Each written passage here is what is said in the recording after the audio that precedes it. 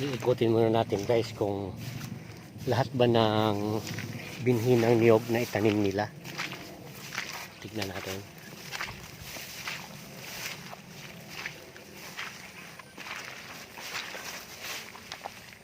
Tignan natin kung itanim nila lahat ng dwarf coconut. Medyo bumaba na guys ang tubig kasi nagawa na yung kanal. Yun doon.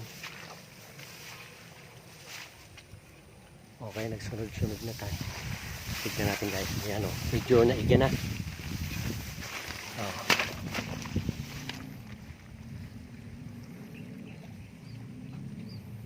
Ayan.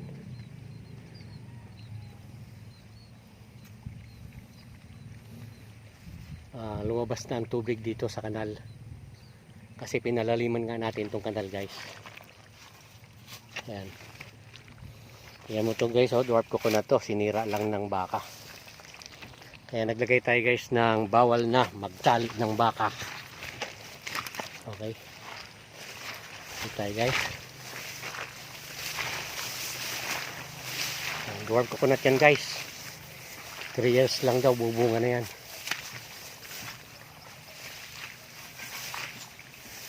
Ito guys, ay i-spray natin to. Tatamnan natin ng tataniman natin yan ng ano, pechay pagka natuyo na to. Yan o, nilagyan natin guys ng bawal na magtali ng baka kasi tataniman na natin. I-check lang natin guys kung naitanim lahat ang dwarf coconut. Yan guys o, nilagyan ko ng tali ng tuod yung kahoy para kahit humangin siya, hindi siya tutumba. Yan.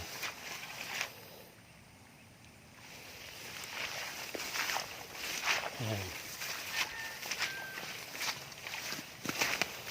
Para huwag tumumba pag humangin.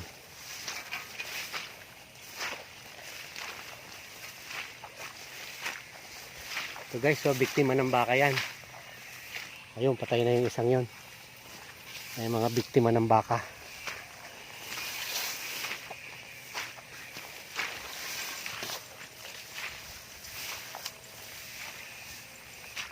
Ayan guys, so nilagyan ko ng ano, pero sobrang init, natuyo pa rin oh, ang ano. Pero yun ay tatalbos na yan. Magkakaroon na yan ng panibagong dahon. Ayan, katanim na guys oh. Dami.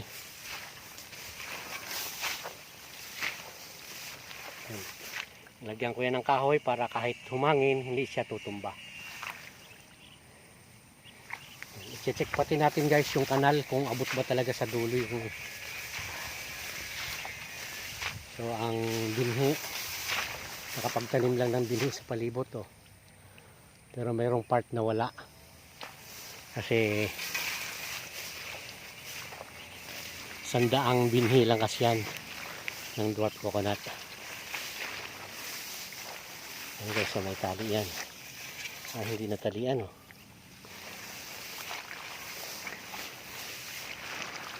Okay, umabot sa dulo ang kanilang kanal.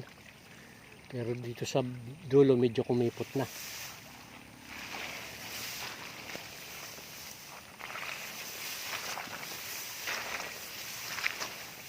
Okay. Okay, naitanim naman lahat guys ang mga binhi ng niyog. Ito kaya hindi pa natin in-spray. Gusto ko pag spray ko dito guys ay magtatanim na ako ng pechay. Pagka ito'y medyo maiga na, wala ng tubig talaga, ay magtatanim tayo ng pechay. Saka natin i-sprayin itong ano. Pagka-spray, pagkapatay ng damo, ay sasabugan natin ng pechay. Siyempre, matuyo na to. Sayang naman yung space na yan, no? Ayan.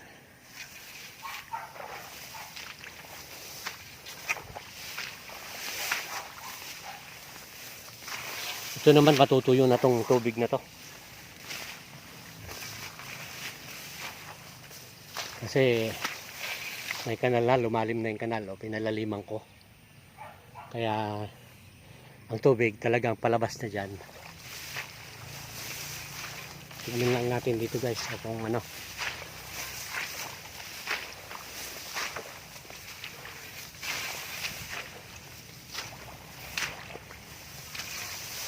Okay, so isang hilera lang ang natamnan nila rito. Mayroong pa dalawa kaso hindi na dagdagan. Yun. Okay dito guys ang pechay. Dito sasabog ang pechay. Oh. Yan.